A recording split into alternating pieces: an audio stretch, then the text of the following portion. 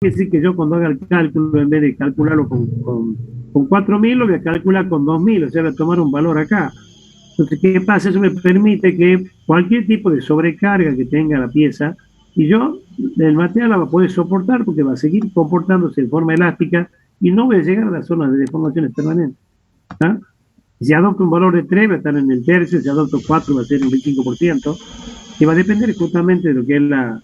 Hay piezas, por ejemplo, de máquina, por ejemplo, que en algunos casos, como dice, se toma 2, puedo tomar 1,5, dependiendo que ese coeficiente de seguridad tiene que ver con dos cosas. Primero, digamos, con lo que es la incertidumbre y después con lo que es la ignorancia. Más o menos así lo podemos englobar. La ignorancia no quiere decir que no sea, que seamos ignorantes, sino que son cosas que nosotros ignoramos. ¿Estamos? O sea, nosotros no es que digamos, no, somos ignorantes, no tenemos, no, sino la ignorancia tiene que ver con lo que nosotros desconocemos, porque a ver, nosotros, por ejemplo, la incertidumbre, por ejemplo, tiene que ver con lo que yo, por ejemplo, cuando hago el cálculo de algo, y bueno, supongo, por ejemplo, hago el cálculo numérico de todo esto, y supongo que las cargas siempre van a ser así, y por ahí puede ser que la carga, y yo digo, bueno, va a trabajar 2.000, pero puede ser que por ahí en vez de 2.000 venga y la carga por ahí, digamos, que no hay cálculo, que sea un poco más por ahí capaz que pueda haber una sobrecarga. Entonces tengo que asegurarme de que realmente el material, cuando tenga una sobrecarga, no se me lo rompa y no entre en esta zona. Después hablamos de lo que es la incertidumbre. O sea, las cosas que yo he incorporado en mi cálculo y que no tengo la certeza, digamos, que eso se vaya a cumplir al 100%, así como yo lo he calculado. ¿Tá? Entonces, porque puede haber una sobrecarga, puede haber algún otro efecto, puede haber un efecto térmico, puede haber algunas cosas que me pueden hacer que la tensión de cálculo aumente. Entonces lo tengo que tener en cuenta, entonces por eso digo, trabajo con un valor menor. Y lo otro, la ignorancia, son cosas que nosotros no conocemos, porque en principio nosotros suponemos que todos los materiales, todas las piezas que hagamos van a estar construidos con el mismo material, que el material va a tener siempre, va a ser homogéneo, ya que en toda su estructura, en toda su composición estructural, es totalmente, perfectamente semejante, igual.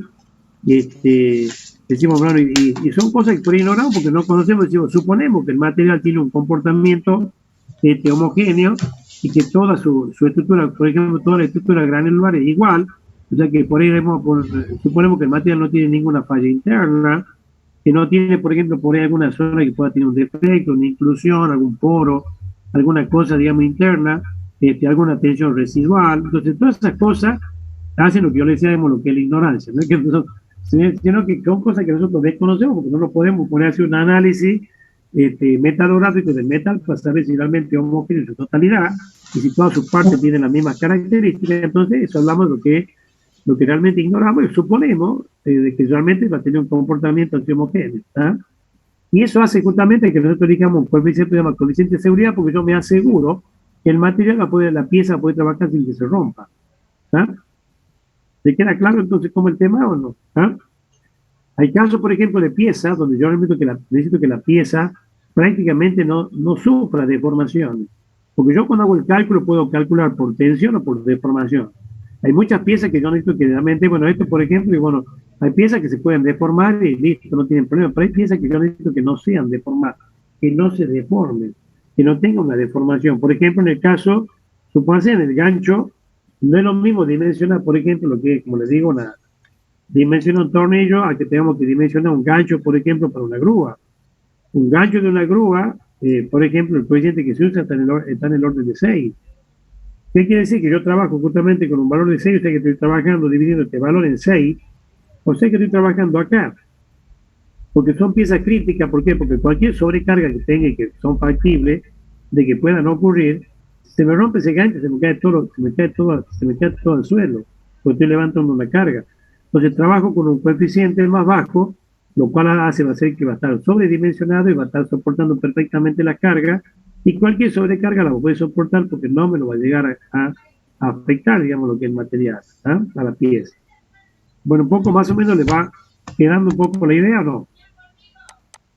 Sí, profe, disculpe, con respecto al tema de los coeficientes, esto que está mencionando, eso entonces depende de todas las variables que está mencionando, el tipo de esfuerzo, el tipo de función que va a cumplir el elemento que se está armando, se está dimensionando, o hay ya tabulado coeficiente, digamos, para dependiendo cada esfuerzo.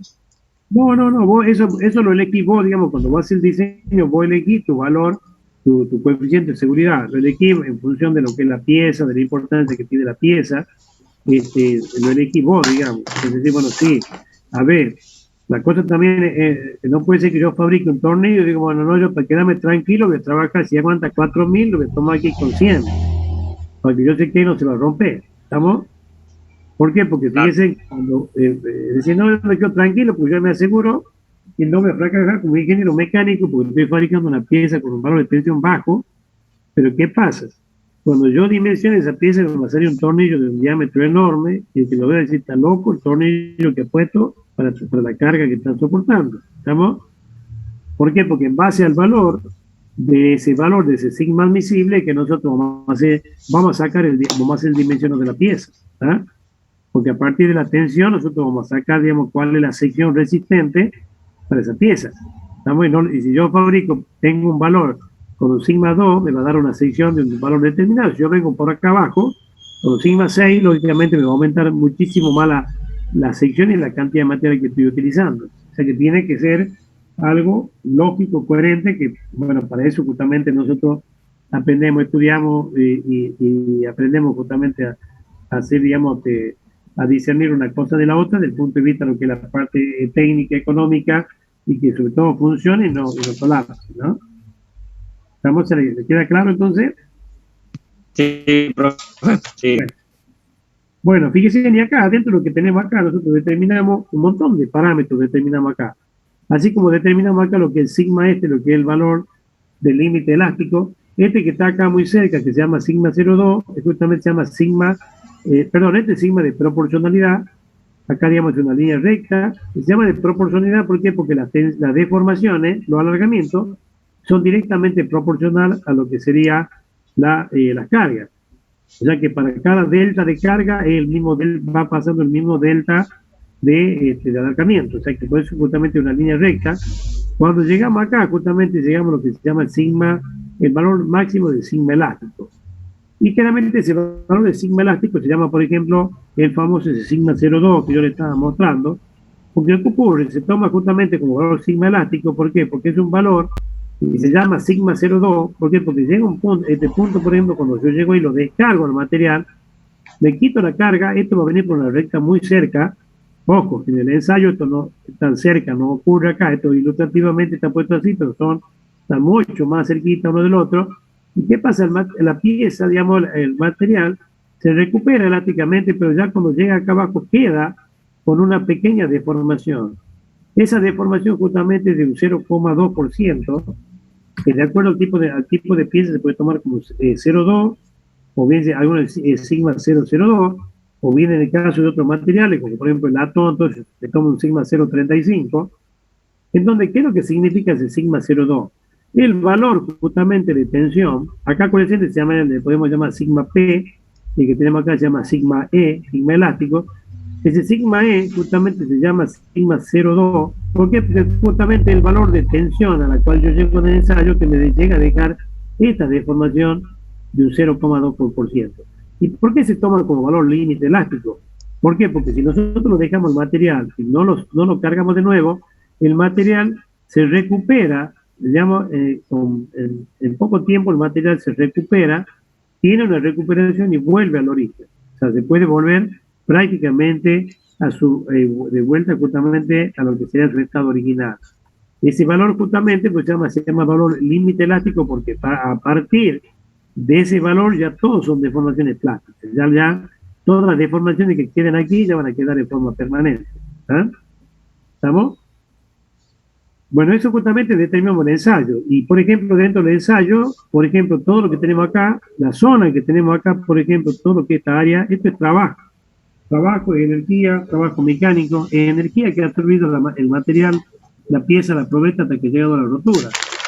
Y esto, por ejemplo, todo lo que es el área, recuerden que el trabajo está dado por el área, y ese trabajo que es fuerza por distancia.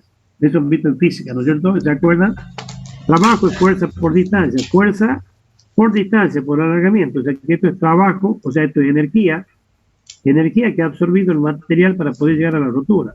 Justamente todo el área que está debajo, desde para acá, o sea, toda esta superficie, y nosotros la calculamos, en la superficie esta me da el trabajo, o sea, esto me define justamente lo que es, digamos, la tenacidad que tiene el material, o sea, digamos, cuando más grande el área, se dice que tiene una mayor tenacidad. Y el área que tenemos acá abajo, la zona esta donde tenemos la línea recta acá, la zona elástica, esto me permite determinar, por ejemplo, que se llama la resiliencia estática. ¿Por qué? Porque el material tiene capacidad de absorber energía, cuando le quitamos la carga vuelve a su estado original. ¿Ah?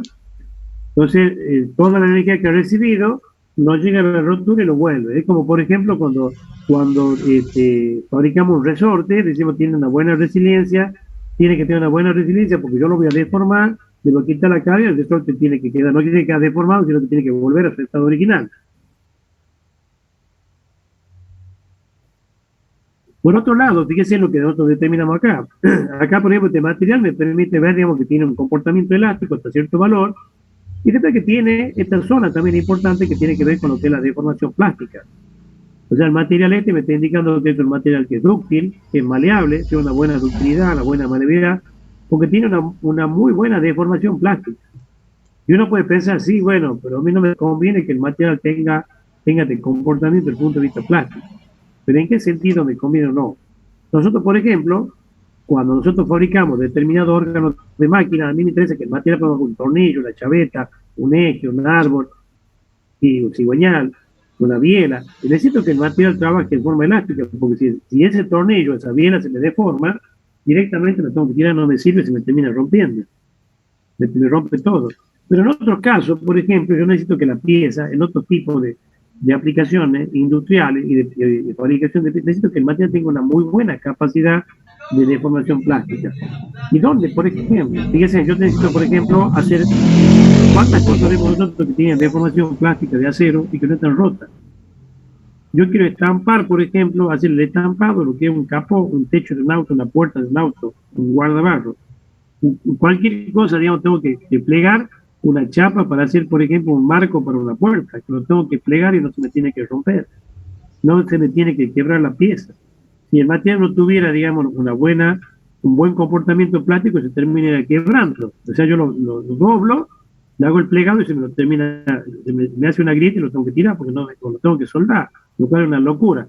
Entonces, en esos casos, me interesa justamente cuando yo tengo que elegir un material para fabricar una pieza, digamos, que tiene que tener una buena deformación plástica, que se pueda deformar y no se me lo rompa, necesito que tenga una buena zona acá importante, que es lo que vamos a ver justamente cuando nosotros hacemos lo que es embutido, piezas embutidas o piezas plegadas, que necesito justamente que tenga una buena capacidad de deformación plástica para que no se rompa. Entonces, en otros casos, cuando fabrico un tornillo tengo que tener en cuenta esto, una chaveta, pero cuando fabrico esto tengo que tener esto. O sea que esto no es algo, digamos, que sea contraproducente, sino que a mí me da una idea. Yo haciendo el ensayo pues que más daño nos da, porque me permite claramente conocer, digamos, lo que son las propiedades, cuánto es su capacidad elástica, cuánto es lo que es su tenacidad, cuál es su resiliencia, si tiene una buena, digamos, capacidad de deformación plástica o no, si es dúctil, si es maleable, si es capaz, digamos, de recibir esfuerzos por actitud, cuál es la capacidad de deformación elástica que tiene. Todo eso podemos determinar totalmente a partir de lo que es de este ensayo. Determinamos a partir del ensayo también lo que es el módulo ese módulo de Young. ¿Saben lo que es el módulo de Young o no? El famoso E que usamos en el cálculo. El módulo E es que usamos en el cálculo, el módulo de Young. Relación de proporcionalidad entre la fuerza y el alargamiento. Esa extensión sobre deformación, exactamente. Sería, digamos, sigma sobre E me da el valor de E. Y eso sale, fíjese, de ese valor que para el caso del acero, ¿te acuerdas cuánto vale o no? En el caso del acero, 2.100.000, en el caso del acero. ¿Y de dónde sale? Fíjese, ¿de dónde sale ese valor, ese módulo E? Que usamos, digamos, que ese es válido justamente en el caso, válido para la ley de Hooke. La ley de Hooke se cumple justamente en la zona elástica, donde justamente las tensiones, las deformaciones, o sea, los alargamientos son proporcionales a las cargas, o bien, digamos, la tensión específica epsilon es proporcional a sigma. O sea, las tensiones o deformaciones son proporcionales a la carga o bien a la solicitación. Entonces, eso ocurre en la zona elástica, donde se cumple la ley de Hooke, Y fíjense, justamente son proporcionales y ese módulo E sale, ese valor de 2.100.000, sale justamente de la tangente que tenemos en el ángulo este acá. O sea, la tangente que se forma entre lo que sería la horizontal con lo que sería esta recta. La tangente de ese ángulo me da ese valor E. Porque ¿cuánto vale la tangente por geometría? La tangente es cateto opuesto sobre hipotenusa, que es el cateto adyacente. La cateto opuesto, que es la carga, ¿cuánto vale el adyacente al alargamiento? O sea, el módulo E es justamente epsilon sobre sigma. Me da el valor del valor de ese módulo E. Y ese módulo E es una constante para todos los aceros. Todo lo que la gama de acero tiene el mismo valor E es una constante. En el caso del cobre tiene otra. Cada material tiene un valor E que se determina a partir del ensayo. Y ese valor es que nosotros usamos justamente para hacer cálculos. También, que lo usamos cuando usamos la zona elástica. ¿Está? O sea, fíjense un poco todos los datos que me proporciona, digamos, lo que es el ensayo. El ensayo más, justamente con el dureza, son los ensayos más utilizados en la parte mecánica en cuanto a lo que son en cuanto a lo que es, digamos, el dato que nos proporciona desde el punto de vista estático, lo que es el comportamiento del material, y que nos sirve para la base de cálculo. ¿Ah? También nos permite determinar lo que es el módulo, el coeficiente Poisson.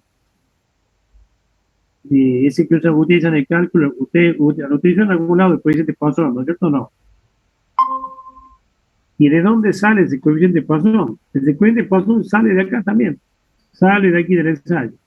Ya vamos a ver de dónde sale, un poquito más adelante. ¿Estamos?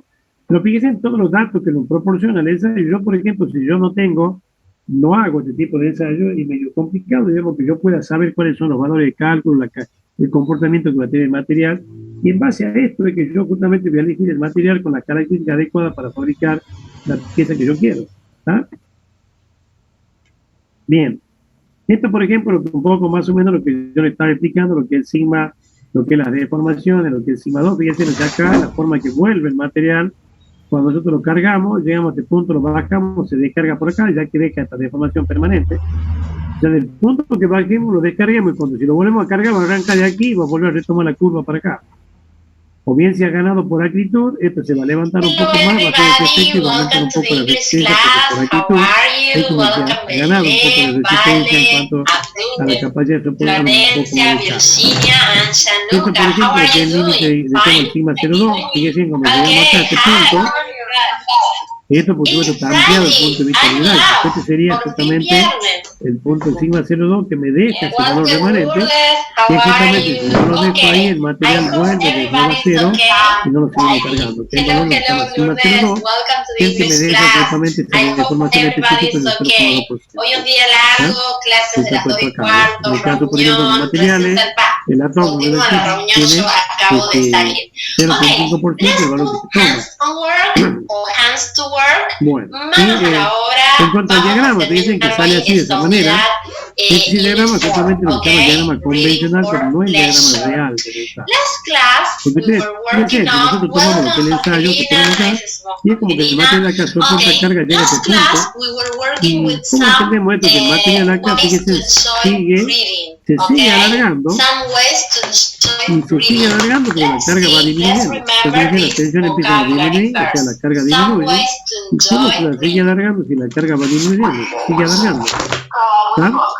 Y eso ocurre ¿por qué? Porque el principio este que tenemos acá, el diagrama que hemos visto, que se llama el diagrama convencional, porque acá en el ensayo, prácticamente, el ensayo, la máquina no se tiene en cuenta básicamente como que realmente el ensayo es un ensayo que se hace a volumen constante, pero no a sección constante. ¿Por qué? Porque la sección, ya cuando un material comienza en esta zona, ya empieza justamente a haber una disminución de lo que es la sección. O sea, la sección ya no es la misma que tenía acá. Acá el material ya se empieza a estrangular, se hace más chico, y acuérdense que tensión es fuerza sobre área. Entonces, para la máquina, es como que la sección no cambió, pero en realidad la sección cambió, se fue haciendo más chica. Entonces, por ese motivo, que esto sería, digamos, las tensiones reales responden a lo que sería esta curva punteada. La forma de, a partir del punto máximo, fíjate en el diagrama, prácticamente esto sería el diagrama real, donde acá en este punto, la tensión que tenemos en este punto, en cada punto está dado por lo que es esta expresión, donde la tensión real es la convencional más lo que es 1 más epsilon, que es la deformación específica. Entonces me da un diagrama así de esta manera, donde acá este punto es mucho más alto que el valor de tensión. ¿Está? Profe, yo cuando llego a la fuerza, al esfuerzo máximo, ¿ya dejo de aplicar más tensión o es antes que se dejó de aplicar ya tensión y se sigue estirando la pieza? Vos le seguís aplicando tensión. Lo que pasa es que vos decís, bueno, perfecto, yo le aplico tensión, pero vos notás que la pieza es como que acá la curva empieza a bajar, fíjate. Es como que si vos sigues para acá, como que yo llego al valor máximo y como que la tensión de aquí empezó a disminuir, o sea que empezó a bajar, a disminuir la carga. ¿Y cómo es posible que se siga alargando, deformando si yo le estoy y que la carga disminuya? Entonces, bueno, si disminuye, en principio se debería parar y no seguir deformando. En realidad, se sigue deformando así, alargando, porque en realidad, digamos, para la máquina es como que el diámetro de la sección no se disminuye, pero acá ya prácticamente empieza a aparecer una restricción, o sea, diametralmente ya se empieza a aparecer una zona crítica, empieza a disminuir el diámetro de la pieza. Y si vos tomas lo que es tensión, deformación, vas a ver justamente que el valor de la tensión para la sección real que vos tienes en cada punto, va a estar dada, va a ser el valor real de la tensión. En este punto, por ejemplo, para esta deformación y para esta sección, la tensión va a ser esta, no esta que está marcada acá. No sé si me entienden. ¿Ah? ¿Por qué? Porque aquí ya la sección se va haciendo más chica. Si vos te fijas, a ver si aparecen acá, fíjate lo que es la rotura. En la zona de rotura, y ya en el diagrama real, es como que si la probeta tenía 10 milímetros de diámetro y la máquina no se entera, digamos que hubo un cambio de sección. En el momento de rotura empieza a aparecer esto, lo que es la restricción, empieza a aparecer la sección, en donde tensión es fuerza sobre área. O sea, la tensión que fuerza sobre área no es lo mismo, no es lo mismo justamente tener 1 centímetro, tener la mitad, digamos, porque acá se va haciendo cada vez más chico. Tensiones, fuerza sobre área, entonces vos fíjate, tenés justamente que la tensión va a estar en función de lo que es el diámetro o la sección resistente, que por ese motivo te da esto. Te da esto, lo que sería el diagrama real. ¿Ah? Este es el diagrama real de tensión, digamos, o sea, esto se lo puede trazar a partir de esto, se puede trazar para cada punto, y el diagrama real va a tener esta forma. ¿Estamos? Fíjense en un detalle, el diagrama es exactamente igual si nosotros representamos, como acá aparece fuerza sobre alargamiento. El diagrama es exactamente igual si nosotros ponemos tensión, deformación.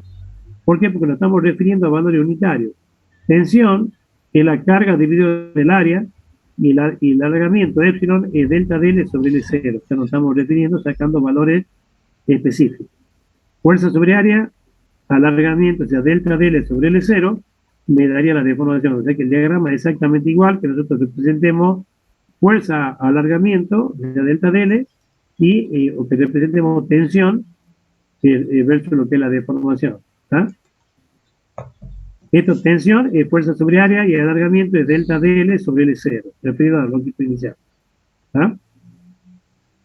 Y acá, fíjense, los parámetros que determinamos son los valores que estábamos definiendo recién, donde en principio, fíjense, es importante, de acuerdo que el material sea un material dúctil, sea frágil, el material prácticamente considerado, cuando ya llegó la fluencia, prácticamente el material ya está roto. Ya desde el punto de vista mecánico, ya presenta una deformación práctica, o sea que ya perdió su característica elástica, y lógicamente, de acuerdo del punto de vista, digamos, de lo que es utilidad para un órgano de máquina, lo podemos considerar como el punto de rotura. Y ahora bien, digamos, si hay materiales, como por ejemplo, como la fundición no tiene un comportamiento elástico, tiene un comportamiento elástico y pasa directamente a lo que es la fractura. En ese caso, lógicamente, ya el valor límite se lo toma como el de la fractura directamente en el momento que se rompió. ¿Tá? Bueno, después acá podemos determinar lo que son las deformaciones, podemos alargar los alargamientos y también lo que es la restricción. La restricción vendría a ser lo que es la contracción diametral que tiene. O sea, la restricción vendría a ser, ahí ya lo vemos, esto sería lo que es la zona de restricciones, donde acá nosotros podemos determinar, así como determinamos cuánto vale el alargamiento específico, que es justamente el epsilon, o sea, delta dl sobre L0, en donde el delta de L va a salir de qué, de lo que es la variación que tenga la longitud final menos la inicial dividido la longitud inicial me daría el épsilon, o sea, cuánto el delta de L respecto a la longitud inicial me da la deformación específica. Y lo que es lo que es la estricción, tendría a ser la contracción diametral, tendría a ser la diferencia que hay, o sea, tendría a ser cuánto sería la diferencia entre lo que es el diámetro inicial menos el diámetro final, dividido el diámetro inicial me daría lo que es la estricción. Justamente, el coeficiente de Poisson, que para el caso, por ejemplo, del acero está en el orden más o menos, sí, perdón. ¿Alguien preguntaba algo? Pero? No, profe. Bien. Profe, disculpe, a mí se me encendió el micrófono sin querer. Yo fui. Ah, no importa, yo pensaba que por ahí preguntaba algo. No, no hay problema, no está agradable. Entonces siento el ingeniero Jiménez ya. Ahí está el ingeniero Jiménez, ya lo pone como anfitrión. Ingeniero. Bien, sí. ¿Cómo andamos, Sergio? ¿Cómo le va? A mí me va a disculpar, pero yo voy a sacar porque estoy con el celular, voy a sacar una captura de pantalla de los asistentes. ¿Puede ser? Bueno, sí, ningún problema. Y después, mañana en el transcurso del día, antes que me corte, quiero hablarlo por los temas que usted ya sabe míos, personales.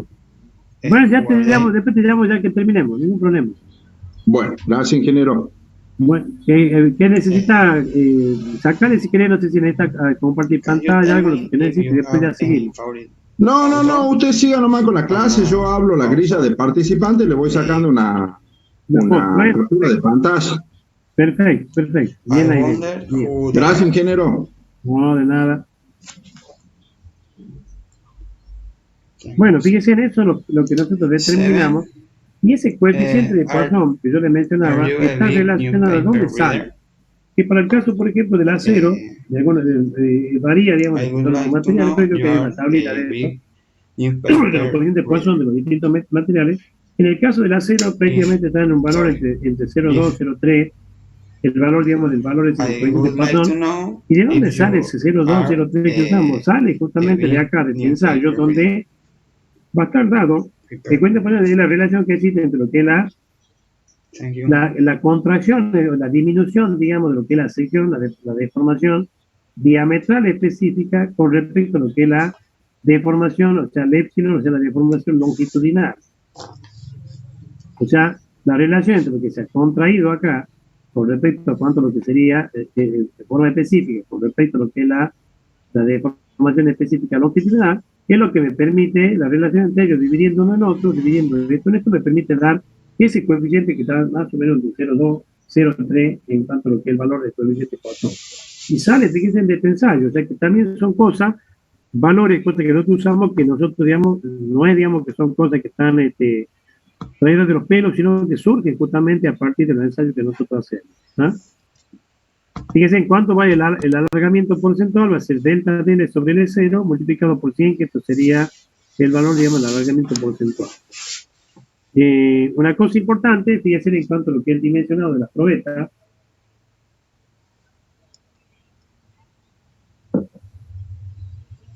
A ver si me pasa algo acá. Lo que es la parte del alargamiento de rotura, en lo que es la famosa ley de semejanza. Fíjense. Acá nosotros cuando hacemos el ensayo, ¿cómo hacemos para determinar lo que es está por ahí? Ahí está, bien. ¿Cómo hacemos, fíjense, en lo que es el ensayo? Nosotros hacemos el ensayo hasta que llegamos a la rotura. La pieza se empieza a estirar hasta que llega un momento que aparece la estricción en la zona, en este punto. Empieza a aparecer la estricción hasta que aquí ya termino rompiendo. ¿Qué pasa? Fíjense, nosotros tenemos que hacer, ¿cómo hacemos para determinar justamente lo que es la longitud final? Tenemos, acuérdense, una de las cosas que tenemos que hacer es hacer marcas para decir, bueno, perfecto, si la probeta tiene tal diámetro, hacemos una cierta cantidad de marcas, que esa va a ser mi longitud inicial. O sea, hago marca cada centímetro, por ejemplo, y digo, bueno, perfecto, la longitud inicial va a ser de tanto, pues tengo tantas marcas. Y después cuando ya la pieza se rompe, tengo que medir la longitud final, entonces tengo que apoyar la pieza y determinar justamente los alargamientos. Pero ¿qué ocurre? ¿Cómo hacemos para determinar el alargamiento? Que ya vamos a ver cómo se hace para determinar el alargamiento. Donde, fíjense, acá prácticamente la probeta en toda su longitud, en cuanto a lo que es la deformación longitudinal, no es la misma en cada uno de marca y marca. ¿Por qué? Porque fíjense que acá tenemos 1, 2, 3, entre 6 y 7, fíjense en cuánto se ha deformado con respecto al que está a la par. O sea, a medida que nosotros nos vamos alejando de la zona de fricción donde se produjo la rotura, en la rotura, supongamos esto al principio era 1 centímetro. Ahora ya no es 1 centímetro, es muchísimo más. Pero acá, por ejemplo, entre 7 y 8, que había 1 centímetro, también es mucho menos que acá, pero entre 8 y 9 también es mucho menos que 8 y 7, entre 9 y 10 menos que este, y lo mismo ocurre para el otro lado. Entonces los alargamientos no son directamente lineales y proporcionales, digamos, a la longitud que yo he marcado, a la distancia, sino que tiene esta forma, donde la mayor deformación ocurre justamente en la zona de fricción. Fíjense en cuánto es. Esto sería una deformación media. Entonces, en base a eso, fíjense en que vamos a ver cómo hacemos para determinar lo que es la longitud. Y para eso, fíjense, teniendo en cuenta todo esto, que es la parte, lo que es justamente que las probetas, en cuanto a la cantidad de marcas, todo lo que hay que hacer, todo eso está, digamos, tabulado. Y tiene que ver, en principio, ¿por qué? Porque si nosotros vemos lo que es la probeta, y acá, en esta zona, en la zona esta de la zona de rotura, acá el alargamiento es enorme comparativamente a lo que nosotros podemos llegar a tener acá. Acá prácticamente, por ejemplo, en el extremo, es muy poca la variación de longitud lejos comparado con esto. Entonces, ¿qué ocurre? De acuerdo a lo que es el comportamiento que tiene el ensayo, aparece justamente lo que hay que cumplir con la ley de semejanza, que justamente tiene que ver en dónde, porque la parte de los extremos, en la zona esta media, prácticamente las deformaciones, los alargamientos están referidos más que nada, digamos, a lo que es la variación diametral. Mientras que en esta parte, en la parte extrema, más está referido a lo que es la variación de longitud más que a la diametral. Entonces, teniendo en cuenta eso, que justamente el alargamiento, en la zona extrema, el alargamiento está muy relacionado con una constante afectado, digamos, lo que es la longitud inicial. Entonces, teníamos un alargamiento delta de 1, que sería la zona extrema, la más alejada de la zona de rotura. Y en la parte, digamos, la zona de rotura, fíjense que los alargamientos están relacionados más con lo que es la sección, la raíz cuadrada de la sección. ¿Por qué? Porque acuérdense que la sección, digamos, está en función del diámetro al cuadrado. Entonces, en función de esto, sacamos que el alargamiento total va a estar dado por la suma de ambos alargamientos, por un delta de 1 más un delta de L2, referido, digamos, lo que es la longitud inicial. Aplicando esto, propiedad distributiva, hacemos acá, separamos el cociente, y el L0 se va con este, pero me queda una constante alfa, más lo que sea una constante beta, raíz cuadrada de la sección inicial, dividido a la longitud inicial. Este alfa es una constante, lo podemos eliminar porque no depende de otros parámetros, y siempre como se debe cumplir la relación en que esta constante beta por la raíz cuadrada de la sección dividida a la longitud inicial tiene que ser una constante. ¿Para qué? Para que justamente dos materiales iguales con probetas semejantes van a tener un comportamiento, de deformaciones semejantes geométricamente, y esas probetas cumplen justamente con lo que es con la ley esta, digamos, de semejanza, en donde probetas semejantes van a tener comportamientos de deformaciones geométricas semejantes. Entonces, por esa manera de semejanza, para esto, fíjense, para que esto se cumpla, justamente decimos, bueno, todo esto tiene que ser una constante, pasamos de K' para el otro lado, me quedaría beta sobre K', entre otra constante, y me quedaría entonces que la longitud inicial tiene que ser dado por una constante, multiplicado por la raíz cuadrada de la sección. A partir de acá, justamente para que dos probetas tengan un comportamiento de deformaciones semejantes, se tiene que cumplir, digamos, de que entre ambos, o sea, por ejemplo, L1, que va a ser igual a K por raíz de S1, tiene que ser igual a L2, multiplicado por K por raíz de S2, donde surge justamente esta relación. O sea, la relación entre lo que son las raíces cuadradas de la sección, de las secciones, tiene que ser inversamente proporcional a las longitudes que tenemos iniciales que tenemos, digamos, de ambas probetas. Y acá surge la norma, establecen ese valor de K. Ese valor de K, las normas, distintas normas, lo toman, por ejemplo, con un valor de 5,65, redondeado a un valor de 5, o sea que realmente el valor de K me está indicando que la longitud inicial tiene que ser 5 veces el diámetro.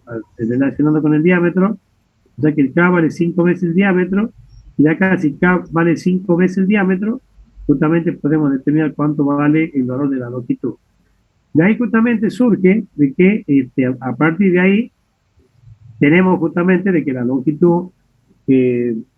longitud inicial tiene que responder a esto, y nosotros, por ejemplo, en la probeta, tenemos que por lo menos marcar una cierta cantidad de divisiones, por lo menos igual o mayor a lo que sería la longitud SL0 para esa probeta.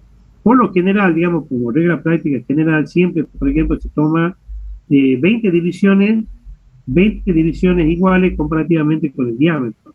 O sea que suponiendo que yo tengo una probeta que tiene un diámetro de 1 centímetro y tengo que marcar 20 centímetros. O sea, de la línea media de la probeta marco 10 centímetros para un lado, 10 para otro, y hago 20 marcas. O sea, arranco de 0 y cada centímetro hago una marca, y la marca me coincide, la marca, digamos, de 10 me coincidiría en el centro de la probeta. También en otros casos, obviamente, por lo general, digamos, una forma de dimensionar las probetas que son probetas cortas, probetas largas, donde son 5 veces el diámetro, a veces son otras que son 10 veces el diámetro, de acuerdo al tipo de norma que nosotros estemos utilizando.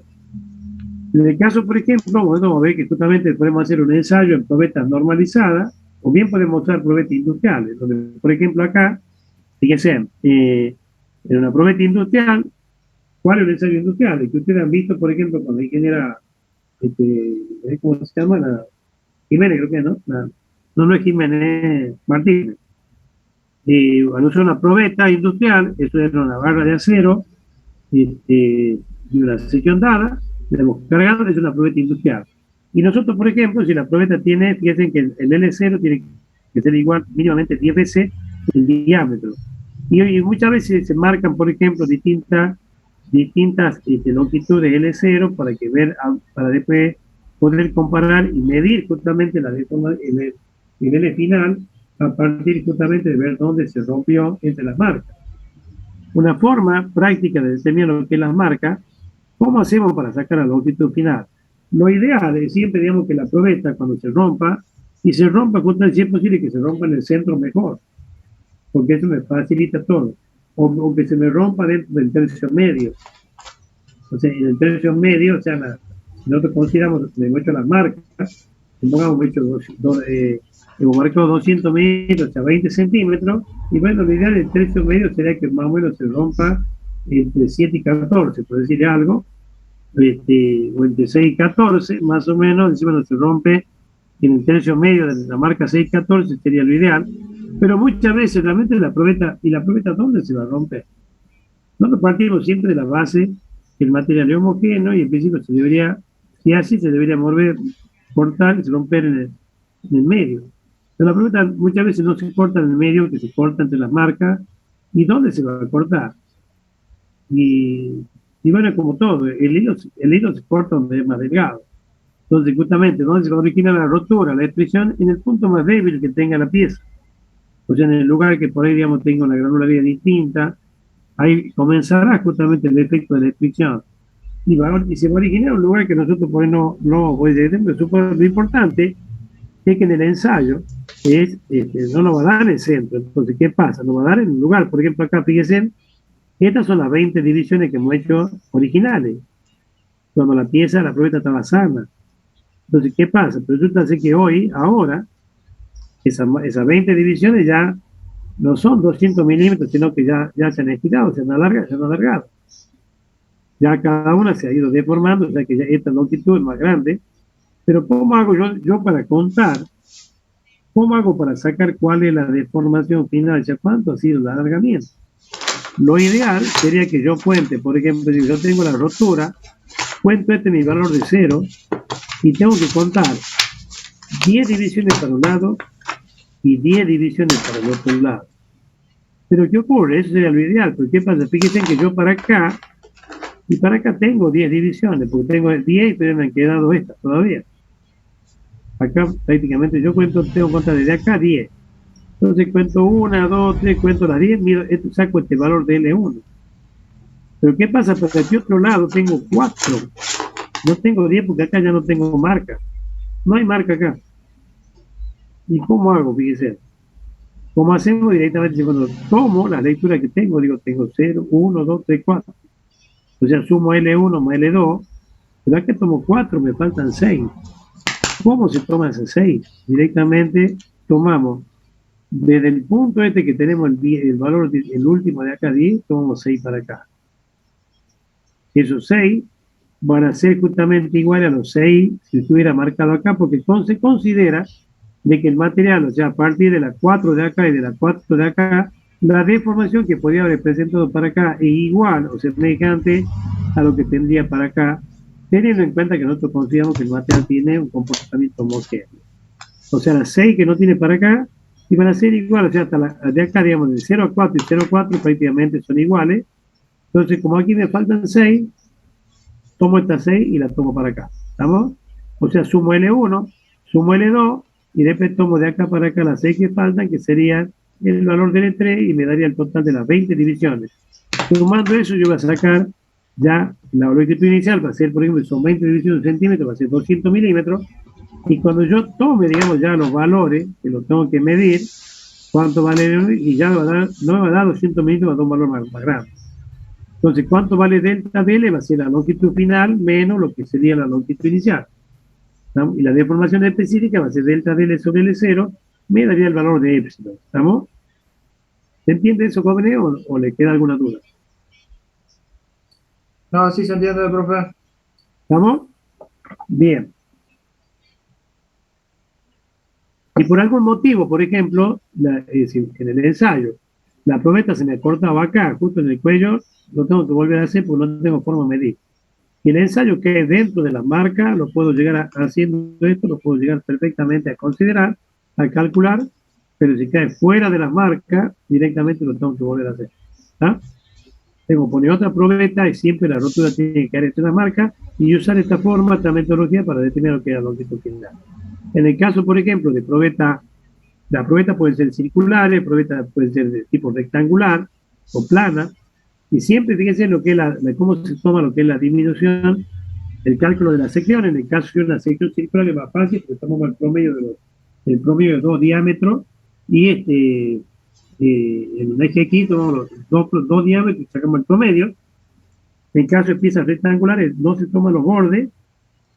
Cuando la pieza se rompió, tomamos justamente lo que sería esta zona, digamos, lo que sería este rectángulo interno, o sea, despreciando lo que son las esquinas, le sacaríamos lo que es el valor de la sección resistente, o la sección final, digamos, el corte, de la rotura, perdón. En el caso, por ejemplo, de pieza de forma, supónganse que yo tengo.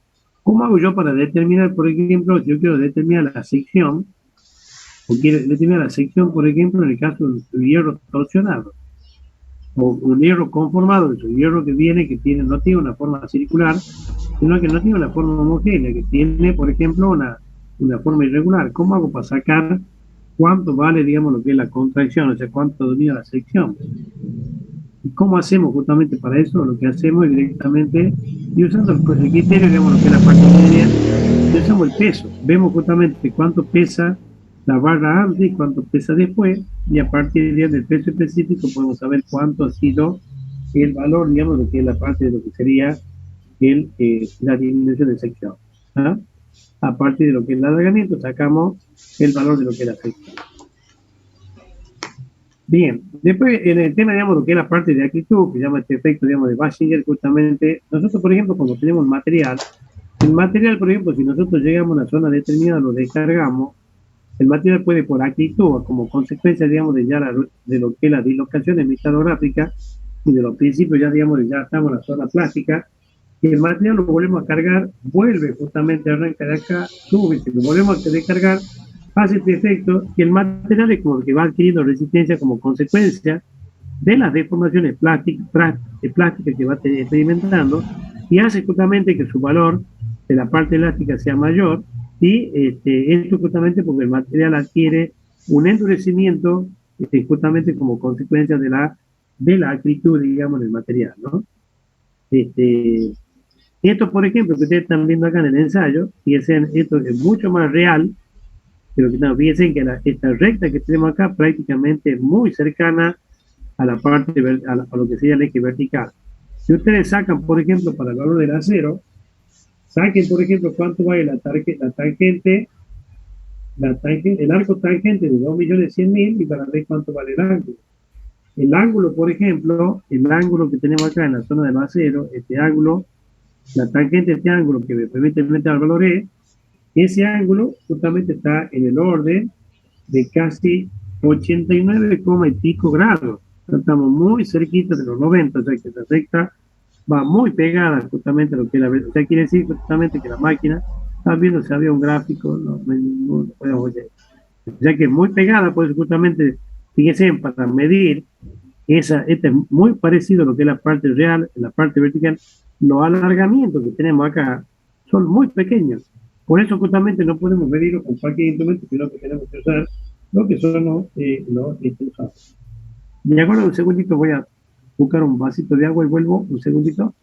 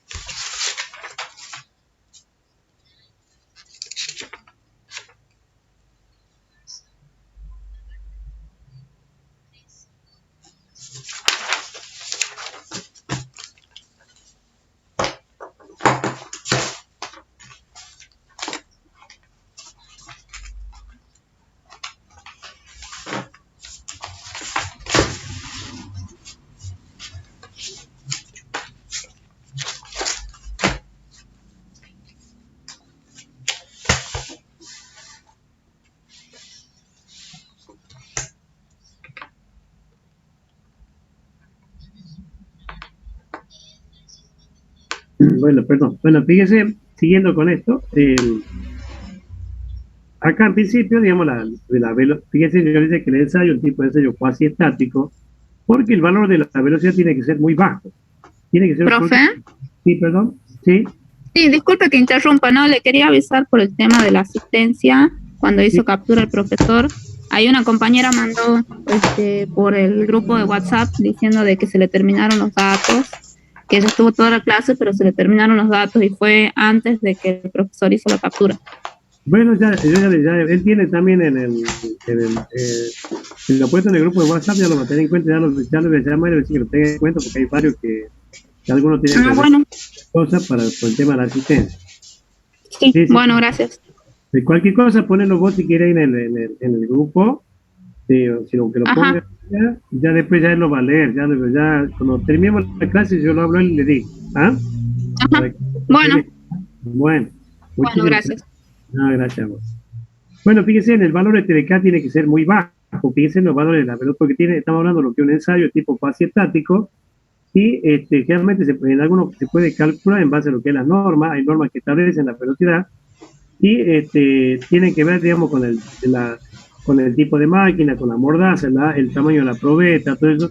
Fíjese en cuánto vale el valor de lo que es la velocidad. Prácticamente es cuánto es la variación de lo que es la deformación en función, digamos, de la carga que estamos aplicando. Son valores muy bajos de deformación, porque la idea es justamente que el material se vaya deformando a medida que se vaya acomodando, mientras le vamos aplicando carga, permitir que el material internamente se vaya acomodando en toda su estructura cristalográfica.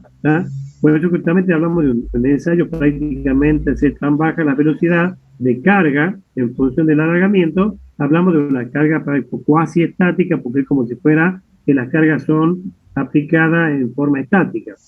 No son estáticas, pero después se llaman, digamos, cuasi estáticas. Bueno, también en cuanto a la determinación de los valores en el límite de fluencia, donde generalmente vemos de que en el límite de fluencia, en la zona de fluencia, ¿qué pasa? En la zona elástica no hay tanto problema porque los alargamientos son proporcionales, pero ya cuando entramos a la parte de fluencia, el material comienza a tener mayores deformaciones que el método de carga. Entonces, la variación hay que ver, digamos, y controlar lo que es la velocidad de la deformación, por ejemplo, en la zona de fluencia. Y justamente la norma establece cuáles son los valores de lo que es de la velocidad y las máquinas generalmente tienen que tener un controlador de velocidad para permitir justamente cuando llegue la fluencia no aumente la velocidad, digamos, de deformación con respecto, digamos, a lo que es la carga que se va aplicando. Entonces tiene que tener un sistema de control establecido por la norma. Y ya cuando pasamos ya toda la parte de fluencia, entramos a la zona, ya entramos a la parte ya de alargamiento perfectamente, ya cuando pasamos la zona, en la zona práctica, después que pasamos toda esa zona, ya podemos aumentar la velocidad e incrementar la velocidad, ya, fíjense, prácticamente un 2% del alargamiento le podemos mayor a un alargamiento por minuto mayor, dando la mayor velocidad hasta llegar a la rotura. Pero en la zona elástica, en la zona de fluencia, hay que poder controlar prácticamente el tema de la velocidad. Bueno, esto son lo que es las máquinas de ensayo. Fíjense, ahí tenemos lo que es la máquina de ensayo. Y perdón, tengo un mensajito de Jiménez en un segundito, ¿no? Ya seguimos.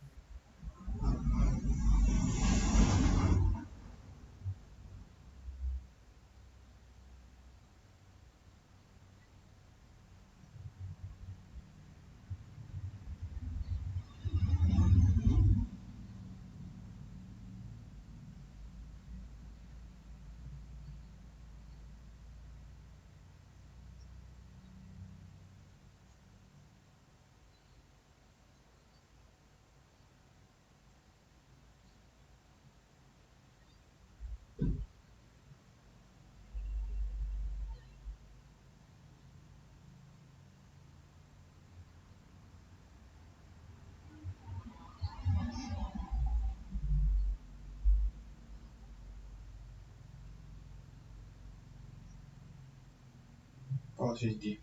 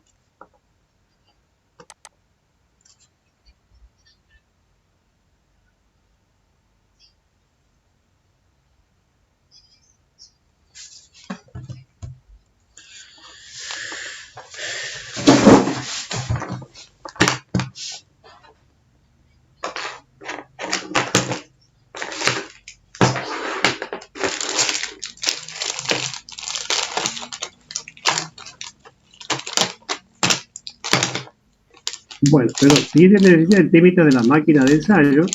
Acá tenemos lo que es la máquina, fíjense, tenemos lo que son las mordazas, esto que está puesto aquí, lo que es un extensómetro, para medir justamente lo que son las deformaciones. Acá la máquina, que es una máquina de ensayo universal, la mordaza de abajo queda fija y con esta, bueno, lo que ustedes han visto justamente en la máquina que tenemos en la facultad nosotros, que es justamente esta que está acá, la Wolper, que tenemos justamente esta parte, la fija y esta la parte móvil.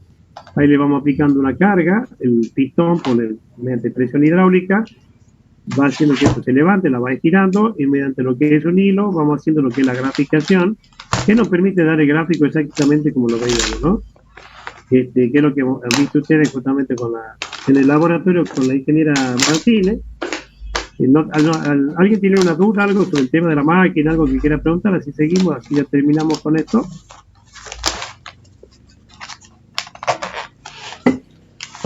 No, profe. Bueno, perfecto.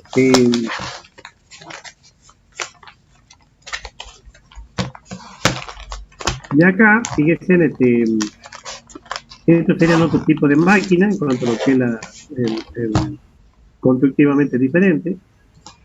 Realmente las máquinas necesitan ser verificadas, o sea, para eso que es lo que la máquina realmente para hacer el ensayo, un ensayo que sea considerado como válido y normalizado, a la máquina hay que hacer ensayo para ver justamente que en cuanto que medir tanto, digamos, que esté midiendo bien en lo que es la parte de lo que es el dinamómetro, o sea, que mide los esfuerzos, como también en cuanto a lo que hace lo que son las deformaciones.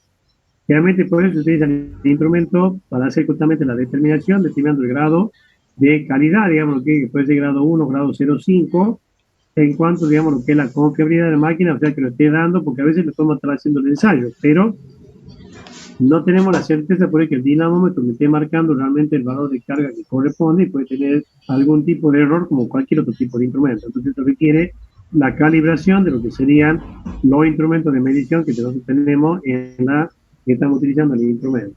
Este es justamente un tipo de verificación que lo podemos hacer mediante lo que es un aro dinamométrico, o bien mediante el dinamómetro de tipo, que funciona justamente con mercurio, donde por ejemplo acá, digamos, porque tiene una zona de deformación, cuando aplicamos una carga, en función de la carga, justamente hay un desplazamiento, una disminución de sección.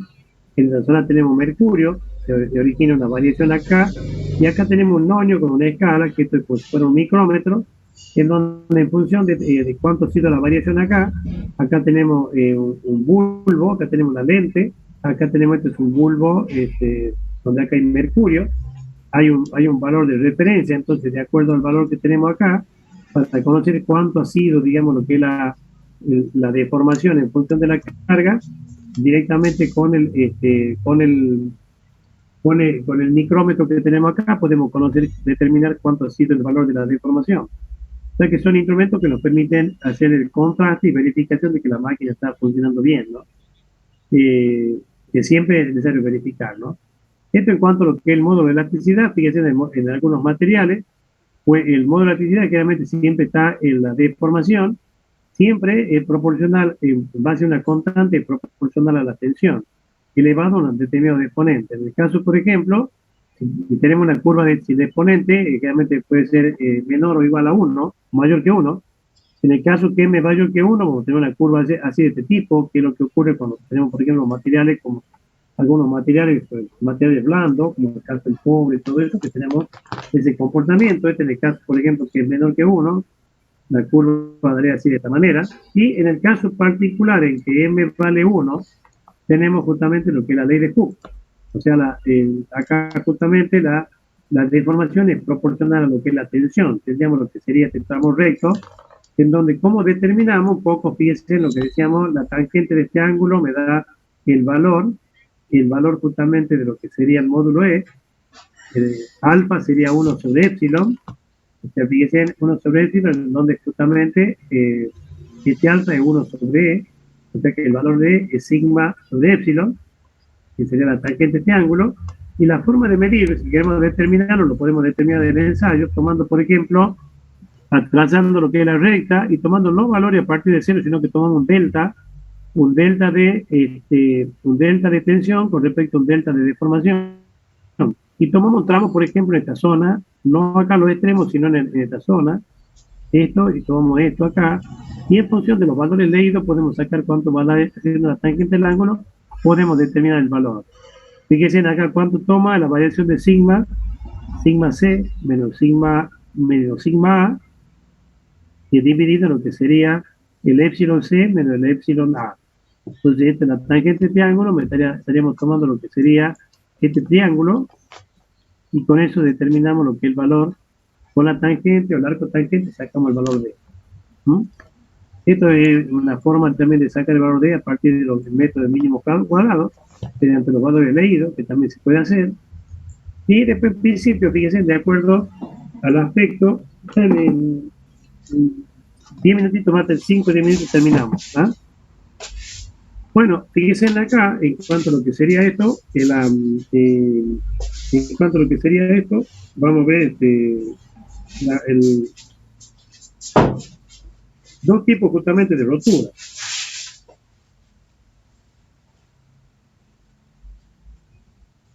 Tenemos dos tipos de roturas, Dos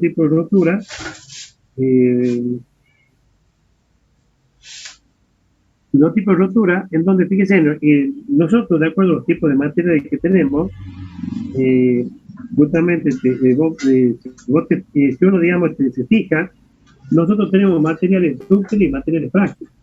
O sea, los materiales dúctiles son aquellos materiales que tienen una zona elástica y después tienen una deformación plástica. Entonces, ¿qué ocurre? Después materiales frágiles, donde justamente no tienen una zona plástica, directamente pasan de la elástica a la rotura.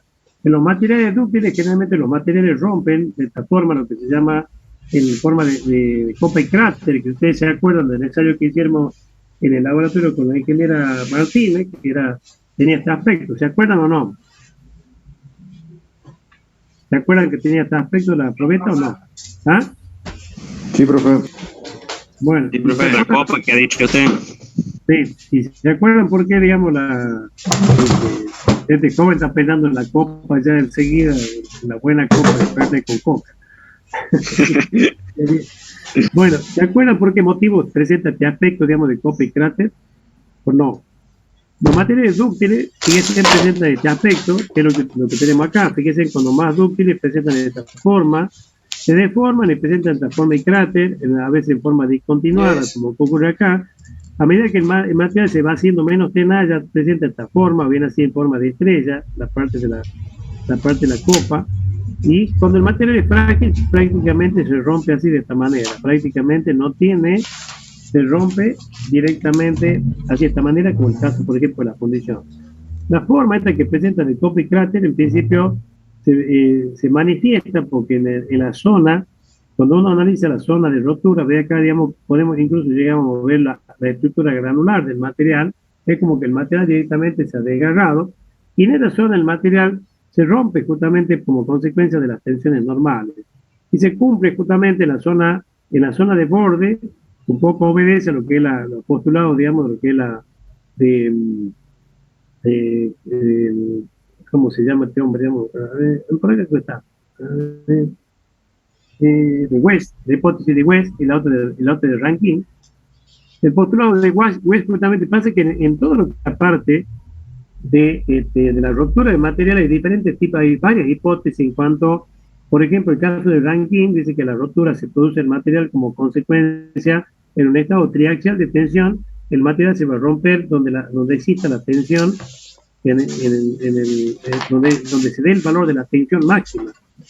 Y en el caso por ejemplo, en la zona central, se cumple prácticamente como que se cumple el postulado de Rankine, en donde se ve que el material, la tensión máxima ocurre justamente en el sentido, digamos, de tracción, en la zona que estamos alargando la probeta. Entonces, en esta zona se rompe justamente por tensiones normales, esa tensión de tipo normal, máxima, en esta zona. ¿Sí? O sea, se rompe por tracción, mientras que en los bordes se cumple justamente en la parte de borde, el estado justamente de tensión. También el postulado, se cumple justamente el postulado de West, que dice que, y otra hipótesis que dice justamente que el material llega a la zona de fluencia y de fractura, en la zona justamente donde se dan el valor de las mayores tensiones, digamos, mayores tensiones de corte, o sea, de tensiones tipo tangenciales. Y es lo que se manifiesta acá, donde el material, fíjense, que se rompe forma, digamos, se rompe formando un ángulo de 45 grados, formando ese efecto aquí, digamos, de copa y de cráter. ¿Tá? O sea, te da en esta zona por tensiones tangenciales y en esta zona por tensiones normales, dando ese aspecto. En el caso por ejemplo, directamente por tensiones normales, directamente se termina rompiendo. ¿Tá? Bueno, eso en cuanto a lo que es la rotura y el aspecto que presentan las probetas. En el caso de algunas probetas también se presenta este efecto en probetas planas, copa y cono, en forma de este tipo de corte, doble copa o así, en el caso de alambre, así de esta manera. En muchos casos en probetas planas se presentan estos que se llaman, aparecen marcas así de deformación, se conoce como línea de Luder. Este se conoce como tipo punta y cincel en caso de extracción en alambre, que se suelen romper así de esa manera, materias dúctiles.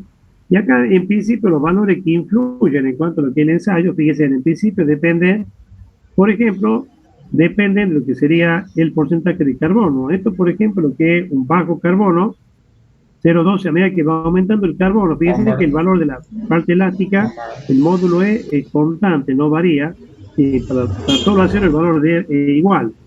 Entonces, fíjense que acá, en esta zona, esto sería para un acero dulce, a medida que va aumentando el porcentaje de carbono, va aumentando la parte elástica y va disminuyendo la parte plástica. Cuando mayor el porcentaje de carbono, es menor la parte de deformación plástica y más de lo que es la parte elástica. Entonces, ¿qué ocurre? Y estoy diciendo un detalle, si yo quiero fabricar, por ejemplo, un resorte, y yo que necesito que el resorte tenga muy buena capacidad de deformación elástica y que se recupere, o sea que tenga una buena resiliencia. Entonces, por eso necesito, si yo lo hago con este material, y es muy probable que el resorte por eso me termine deformando con baja carga, entonces necesito tener un material que tenga una mayor capacidad de deformación plástica, o sea que tenga una mayor resiliencia, y lo fabrico con este tipo de resorte porque realmente, digamos, me va a dar mejor resultado que otro que sea más blando. Ustedes no van a encontrar en ningún lado a un resorte que sea de cobre, porque no tiene justamente capacidad de deformación elástica, pasa muy rápidamente a la zona plástica. Pero sí, por ejemplo, el cobre se lo puede usar usando las propiedades eléctricas, que un buen conductor no se oxida, tiene una buena ductilidad y maleabilidad, lo podemos transformar, hilarlo en hilos tan finos sin que se rompa.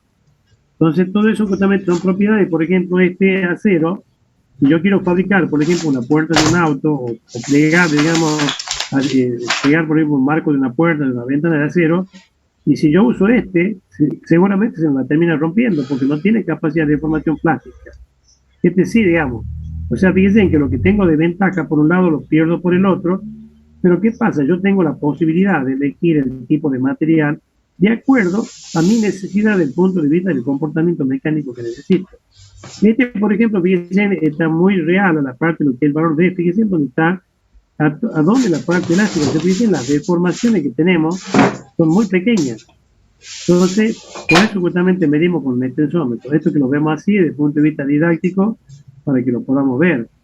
Y esto, fíjense, sería en el caso del aluminio, fíjense como el módulo, o sea, esto viene, el valor de muy bajo, igual que el del cobre.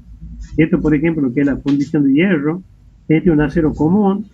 Esto, por ejemplo, lo que es el latón. Esto es un acero de alta resistencia. O sea, fíjense cómo nosotros tenemos que conocer el comportamiento del material para poder elegir, digamos, cuál vamos a usar en función de las propiedades que nosotros necesitamos. Lo otro que influye es lo que son tratamientos térmicos. Si nosotros, por ejemplo, a este acero le hacemos un tratamiento térmico, esto va a aumentar, pero ¿qué pasa? Puede aumentar y directamente va a pasar de la parte elástica, pasa a la rotura. ¿Qué es lo que ocurre? Por el ejemplo que le doy de un resorte.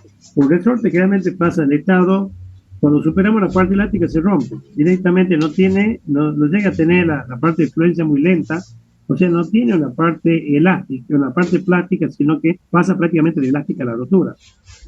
¿Tá?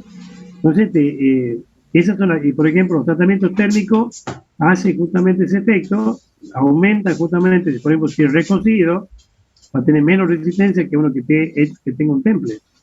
Fíjense cómo disminuye este recocido, que el mismo acero, cuánto vale la resistencia comparativamente a uno que está tratado térmicamente y cuánto el alargamiento. Este es más grande, este es más chico. Este aumenta, este baja, o sea, siempre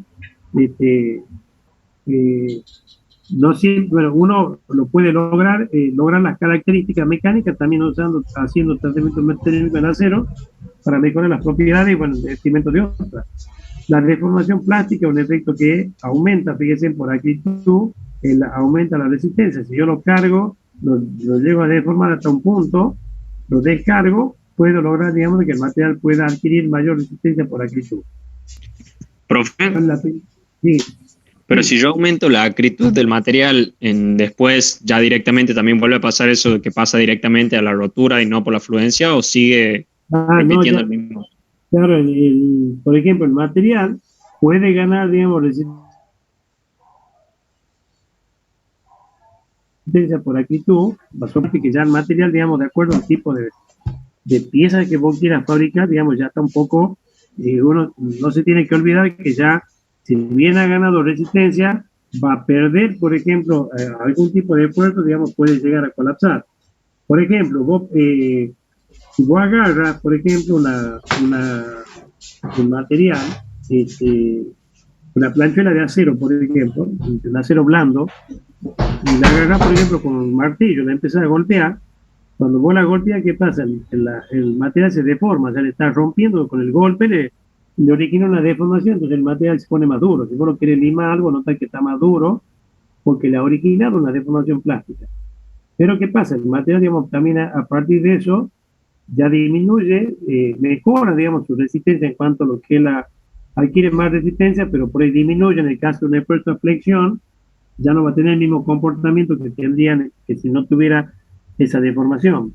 Entonces, es como el efecto ese, digamos, lo que es endurecimiento por el efecto digamos, de lo que es la parte, digamos, lo que es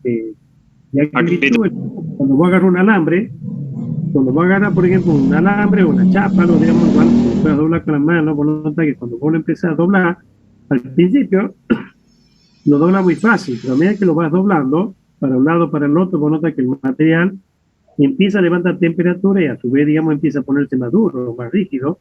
¿Por qué? Porque vos estás rompiendo la estructura cristalográfica.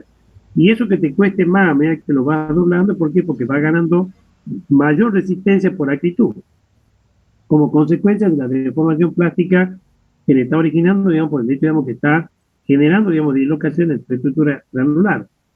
Entonces, hasta que llega un punto donde vos prácticamente ya hace un esfuerzo y termina quebrando porque ya prácticamente aumentó su resistencia, pero disminuyó su capacidad de deformación.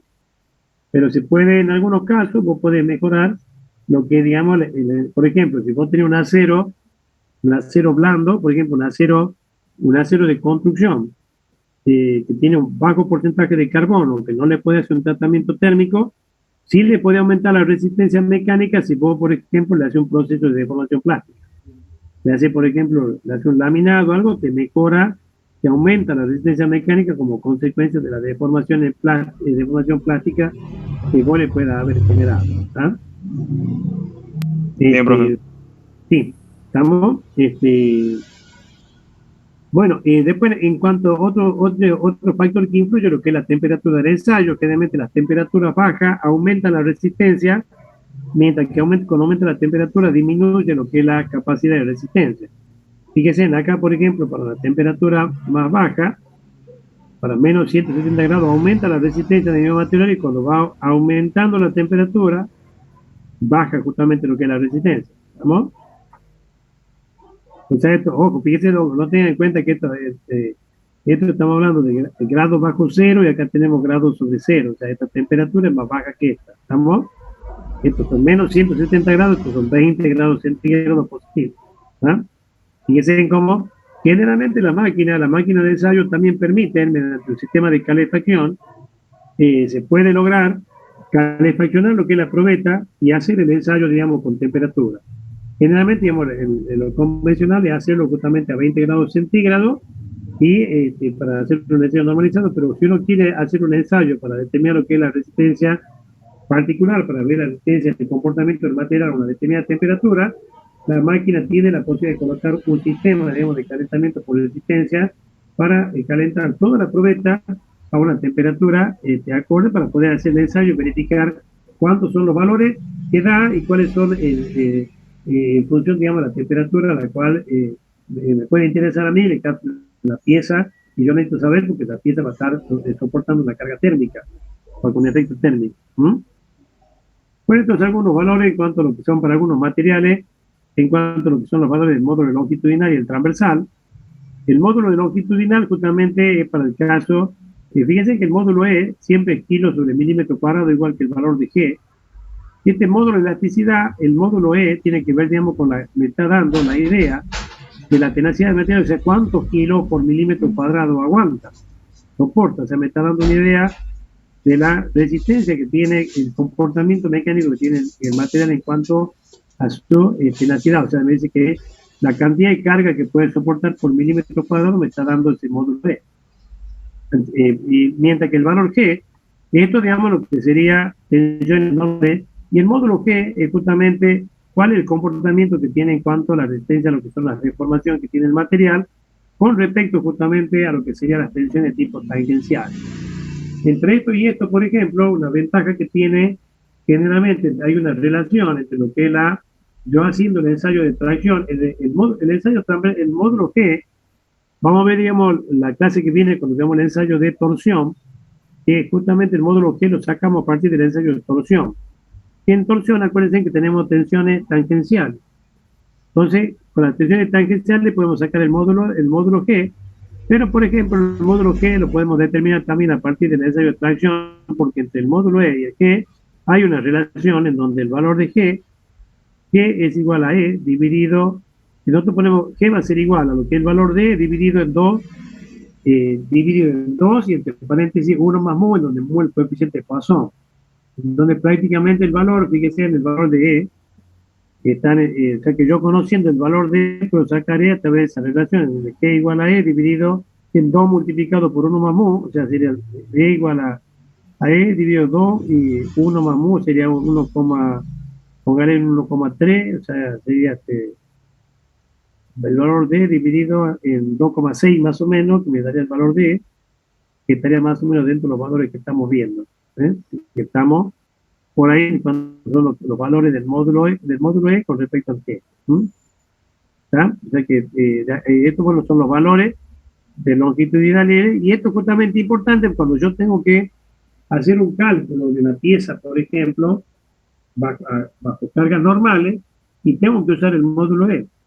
Cuando yo tengo piezas que están soportando tensiones de tipo tangenciales, y yo utilizar justamente en la zona elástica el módulo G. Entonces necesito conocer esos valores que esos salen justamente del ensayo. ¿Tá? Bueno, esto justamente acá están los coeficientes de Poisson. Fíjense en la diferencia para el acero dulce está en 0,25 a 0,33, y para fundición 0,25, que sale justamente del ensayo. Y esto, por ejemplo, son tablas de conversión para los distintos tipos de probeta, siguiendo esa ley, digamos, de semejanza, la relación en donde a partir de probeta semejante vamos a tener deformaciones geométricas semejantes, ¿no? ¿Cómo sacamos la relación, digamos, para sacar lo que es los alargamientos, todo en función, digamos, de la relación esta que está tabulada? O sea que yo, siempre que hago el ensayo, como siempre tengo que especificar a qué norma responde y lógicamente, y en base a esto, a qué tipo de probeta responde. O sea, cuál es la relación y cuál es el tipo, la relación de lo que sería diámetro con lo que es la longitud, para justamente tener un valor, para saber, digamos, cómo hice y de qué manera determiné los parámetros del ensayo. Bueno, esto son, digamos, lo que es la parte micro, que ya terminamos con esto, cómo se van acomodando la parte cristalográfica, en parte, digamos, lo que sería cuando entramos a la zona de deformación, en lo que es la parte de fluencia, donde ocurre no por rotura de grano, sino más bien por lo que son dislocaciones entre los bordes de grano, donde se van acomodando toda la parte cristalográfica. El cristal, por ejemplo, el grano no se rompe, sino que se deforma como consecuencia de las tensiones, pasando, por ejemplo, de estado a estado, como consecuencia de las tensiones que se generan, deformando justamente los granos y generando dislocación entre la parte intergranular, ¿no?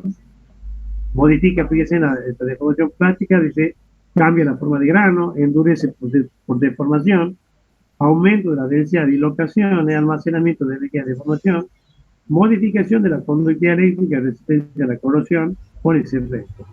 Bueno, esto lo que son deslizamientos monocristales, también con lo mismo, y bueno, más que nada tienen que ver con eso, cómo hay un acomodamiento en la parte plástica, cómo los granos se van acomodando de una forma distinta, como consecuencia, digamos, de la solicitación que le estamos aplicando. Bueno, con eso terminaríamos lo que es la parte esta de tracción. Bueno, no sé si está Sergio Jiménez todavía.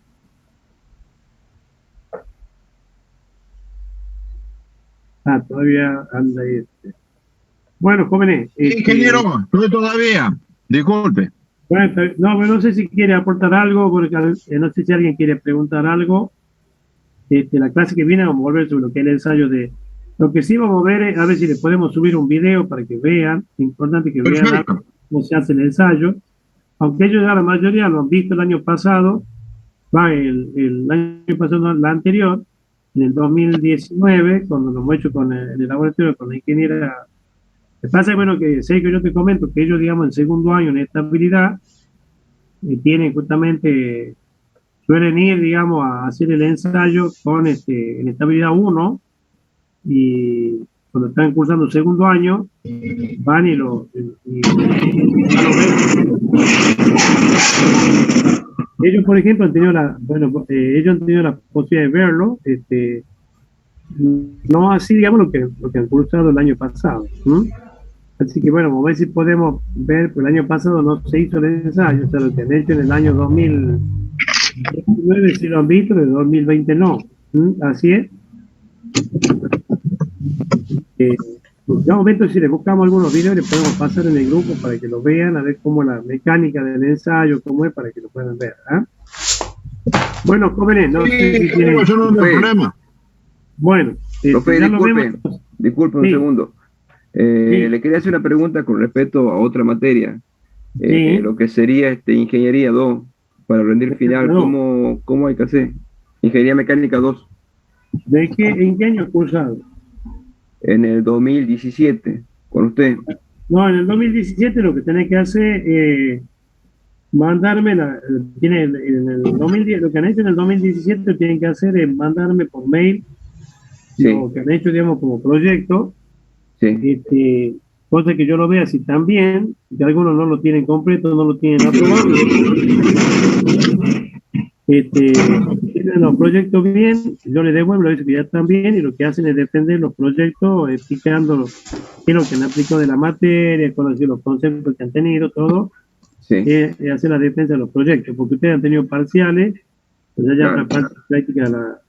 Así que bueno, de esa manera es. Así que me lo pasan por mi correo. Mi correo, porque yo tengo algunos, pero pasa que como lo hacen en grupo, hay algunos que lo han retirado y yo no tengo registro. Claro, yo no lo he retirado, o sea, todavía sigue ahí en el laboratorio. No, en el laboratorio. Bueno, ¿qué apellido tienes vos? Perdón. González Francisco. ¿A vos me lo mandaste por mail? Sí, en el PDF sí lo tengo, digamos, pero sí, en el físico, en papel, lo tengo en el laboratorio todavía. No, mándame los archivos porque te cuento. Tenía que ver, yo tengo justamente retiré lo que había ahí, pero hay muchos que por ahí, digamos, como vienen en grupo, en grupo de 3, a veces eran de 4, a veces algunos del grupo los retiraron, se los he llevado, yo no tengo registro de eso, de que los he llevado. Entonces yo tengo algunos, y por ahí capaz que lo tengo, capaz que no. Pero si vos tienes los originales, lo que tenés en la página, me lo pasa por mail, para que yo lo vea, porque si no lo tengo en papel, no tengo cómo saber qué es lo que ha hecho. ¿Me entiendes? Claro. Sí, me lo manda, si tenés el archivo, me lo mandas por mail a mi correo y dices, ya lo veo, y te digo, mira, sé que corregirlo, tengo que corregir esto. Así ya puedas rendir. Bueno, gracias, profe.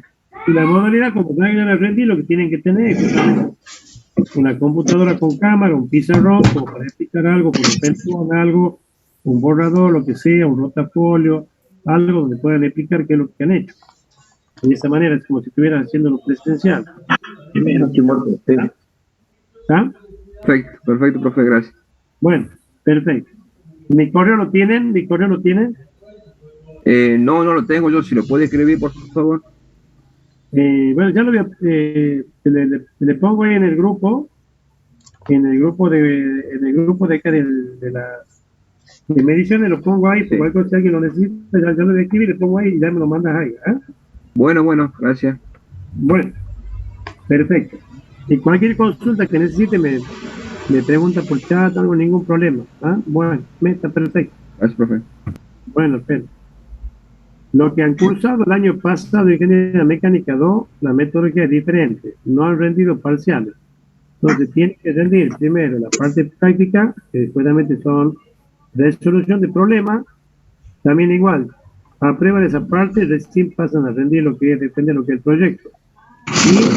Y lo mismo para eso tienen que mandar lo que son los proyectos, lo tienen que mandar para que lo vea, a ver si están completos. Lo mandan por PDF, pero rinden en dos partes. Pero rinden la resolución de problemas y después aprueban eso, pasan a rendir la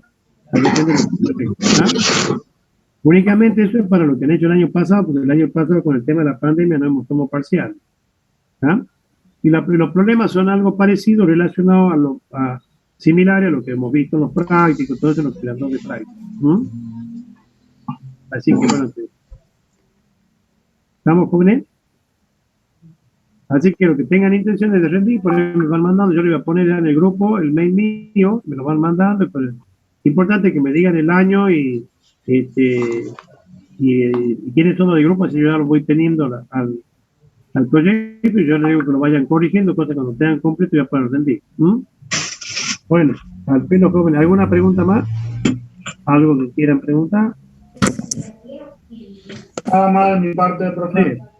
Profe, con lo de yo cursé en el 2019, ¿también sería la misma metodología que 2017? Exacto, en el 2019 te han tenido parciales. Claro, sí. Únicamente el 2020, porque sencillamente la pandemia, no hacer presencia, no nos tomó parciales. Ah, bien. Bien. 2019 igual, la mismo que para el 2017. Perfecto. Gracias, profe. No hay por qué.